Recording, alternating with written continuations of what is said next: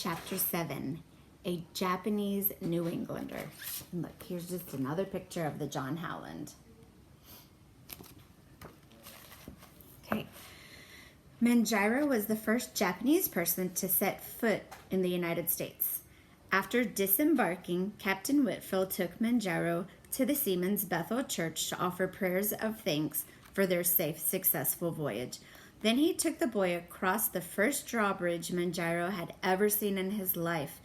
It spanned the Oshnet River, connecting New Bedford with the small town of Fairhaven on the opposite side of the harbor.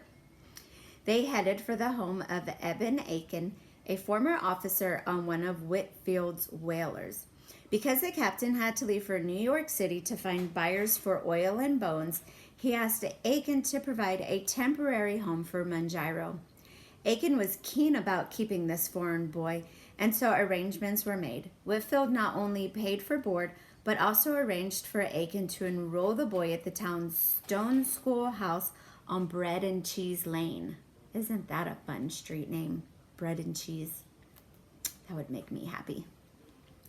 Manjiro, at the age of 16, had never attended school in his life.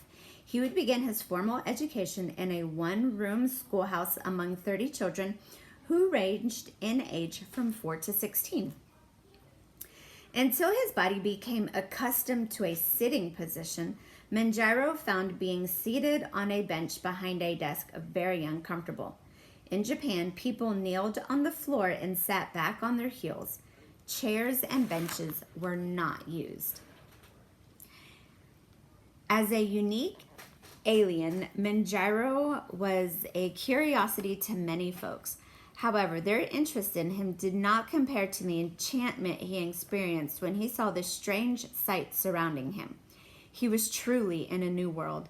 Never before had he seen magnificent mansions, glorious gardens, and sky-high church steeples. Those are alliterations.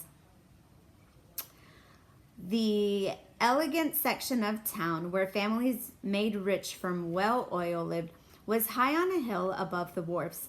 Men in high silk hats and long-tailed coats walked alongside women in bonnets and long, tight-waisted gowns. Manjiro had become familiar with the Western dress when he was in Hawaii, but he never had seen clothes so elaborate and elegant as those worn by the well-to-do New Englanders. At times, a gentleman held a woman's arm as he helped her across the road. In Japan, women did not walk with men. They followed behind them, and touching the arm of a female in public was considered crude. Close to the waterfront, there were warehouses for whale products, stores for butchers, bakers, and candle makers, and shops for harpoons, hardwood, hammocks, and 1,000 other things. Oil barrels were piled high on the wharves. They also lined the long lanes. So here's a picture of at a port, and these are all the barrels that have the whale oil in it.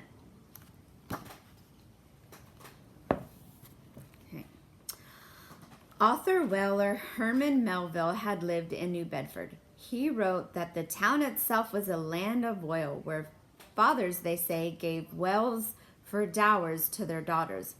Whale oil was used as currency. Teachers and ministers were sometimes paid with barrels of oil.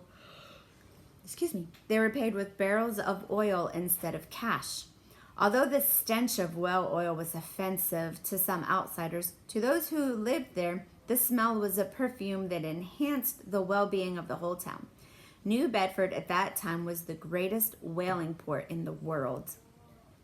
Taverns and boarding houses were filled with young men and old salts from all over the world. Streets swarmed with seamen from the islands of the Pacific, as well as those from Africa and Europe. Local country boys yearned to go to sea. Local country boys yearning to go to sea intermingled with them. The young American hayseeds listened eagerly to mariners tell tales about the allure of the Faroe Islands, the challenging of the fighting of the sea monsters, the spell of the sea. Rarely did they want to hear about the hard work, poor food, and the desperately lonely life aboard a ship that wouldn't return to home for 3 or 4 years. Captain Whitfield's business trip lasted 2 months. During that time, he had courted and married Albertina Keith, an attractive gentlewoman.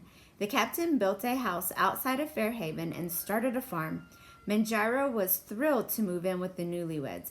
The house had unique features not found in Japan, such as the house in America had glass windows, not translucent paper windows like in Japan.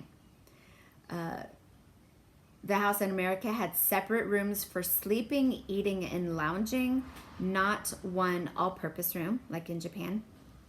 The house in America had solid interior walls, not sliding screens made of paper. The house in America had chairs, not found in Japanese homes because people sat on the floor. The American home had beds, not straw mats on the floor. They had pillows, not a bag of grain or a log for a headrest. Could you imagine that? Your pillow is a log. In America, they had whale oil candles, not candles made from the resin of a pine tree. In America, they had tin glass lanterns, not paper or wood lanterns. Manjaro was amazed that Captain Whitfield owned 14 acres of land. In Japan, only noblemen controlled more than a small plot of ground. Manjaro enjoyed farming, an occupation forbidden to him in Japan. Because remember, he had to be a fisherman because that's what his dad was. And he loved riding horseback, an activity denied to anyone in his country who was not a samurai or a lord. After school and during the summers, he harvested vegetables and tended horses. He noted that neighboring farmers raised cattle for milk and beef. In Japan, cattle were not milked or butchered. The thought of drinking something produced by animals seemed unclean, and eating beef was against the law in his country. There, cattle were used for pulling carts and carrying loads. The Whitfields loved Manjaro as their own son. How proud they were to learn that their boy was a brilliant student ready for more advanced studies. They enrolled him at Bartlett's Academy, a school in Fairhaven that gave courses in navigation and surveying. The curriculum was geared to train future mariners who might become ship officers and captains. Although some looked askance at the foreign face that seemed out of place in a school that catered to sons of New England shipmasters and ship owners, others respected Manjaro for his superior mind and winning personality. He was the brightest student in the class. A friend described him as a shy and quiet, adding that John Mung barely soaked up learning. After 2.5 years at Bartlett's, Manjaro decided he was old enough to earn his own keep. He became a live-in apprentice for Mr. William Hussey, a gruff character who made casks for keeping oil. Manjaro was overworked and underfed by William Hussey. After 6 months, he became so ill that he had to move back to the Whitfield farm, where the concerned captain and his wife nursed him back to health. Although grateful and loving towards the Whitfields, Manjaro longed for the affection, attention, and approval of his mother, and he often thought about his life in Japan. He dreamed of returning to his homeland and telling his family about some of the strange customs of the Americans. And he wrote the following comments. So these are things that Manjaro observed that were different to him. When a young man wants to marry, he looks for a young woman for himself without asking a go-between to find one for him, as we do in Japan. Also, American men and women make love openly, which means they kiss in public. Women do not use paint or powder on their faces. American women have quaint customs. For instance, some of them make a hole through the lobes of their ears and run a gold or silver ring through this hole as an ornament.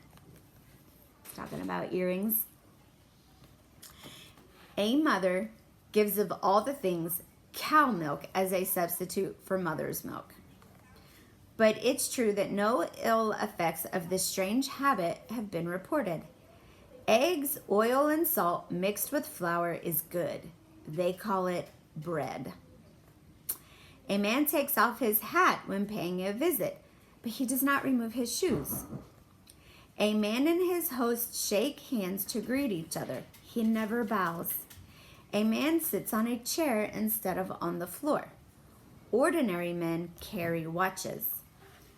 When walking, they carry canes inside of which swords are often hidden.